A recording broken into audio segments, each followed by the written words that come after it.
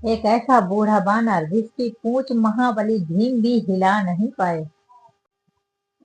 ये कहानी है महाभारत के वनवास काल की। एक दिन द्रौपदी की इच्छा पर महाबली भीम अपनी पूरी शक्ति के अहंकार पर जंगल की ओर सुगंधित फूल लेने के लिए चल दिए। उन्होंने जिस रास्ते से भीम तेजी से जा रहे थे, उन्होंने देखा उसकी विशाल पूंछ ने पूरा रास्ता घेर रखा है। भीम ने हनुमान जी से गरज कर कहा, ए वानर, ये क्या तरीका है? आप मेरा रास्ता रोके हुए क्यों लेटे हुए हो? हटो मेरी रास्ते से। जी ने धीरे से आंखें खोली और बोले, क्षमा करना हे वीर पुरुष, मुझ में उठने की ताकत नहीं है, इसीलिए आप ही मेरी पूंछ को हटाकर आगे चले जाओ। भीम का अहंकार और भी बढ़ गया। उन्होंने हंसते हुए दोनों हाथों से अपनी पूरी ताकत लगाई और शरीर का पूरा बल लगा दिया, लेकिन पूंछ टस का मस नहीं हुई। से पूरी तरह से भीग गया और उसका घमंड पल भर में चूर चूर हो गया। भीम समझ गए कि ये कोई साधारण बानर नहीं हो सकता। भीम तुरंत हाथ जोड़कर विनम्रता से बोले, हे बानर श्रेष्ठ, आप कौन हैं?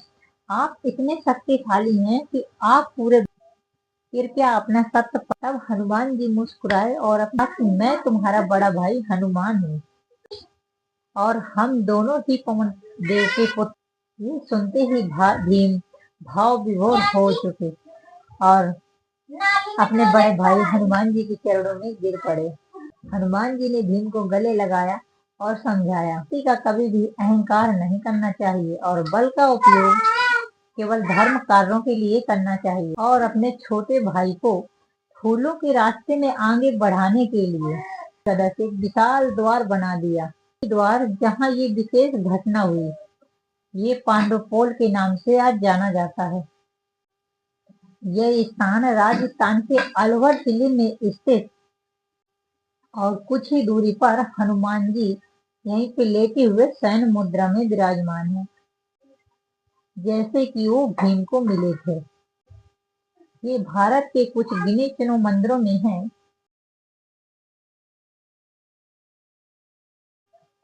एक ऐसा बूढ़ा बानर जिसकी पूंछ महाबली भीम भी हिला नहीं पाए।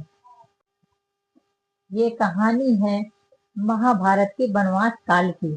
एक दिन द्रौपदी की इच्छा पर महाबली भीम अपनी पूरी शक्ति के अहंकार पर जंगल की ओर सुगंधित फूल लेने के लिए चल दिए। उन्होंने जिस रास्ते से भीम तेजी से जा रहे थे, उन्होंने देखा उसकी विशाल पूंछ ने पूरा रास्ता घेर रखा है। भीम ने हनुमान जी से गरज कर कहा, ए वानर, ये क्या तरीका है?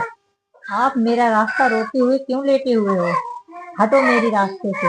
जी ने धीरे से आंखें खोली और बोले, क्षमा करना हे वीर पुरुष, मुझ में उठने की ताकत नहीं है, इसीलिए आप ही मेरी पूंछ को हटाकर आगे चले जाओ।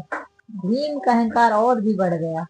उन्होंने हंसते हुए दोनों हाथों से अपनी पूरी ताकत लगाई और शरीर का पूरा बल लगा दिया, लेकिन पूंछ टस का मस नहीं हुई।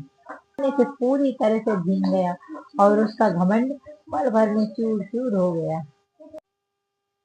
भीम समझ गए कि ये कोई साधारण बानर नहीं हो सकता।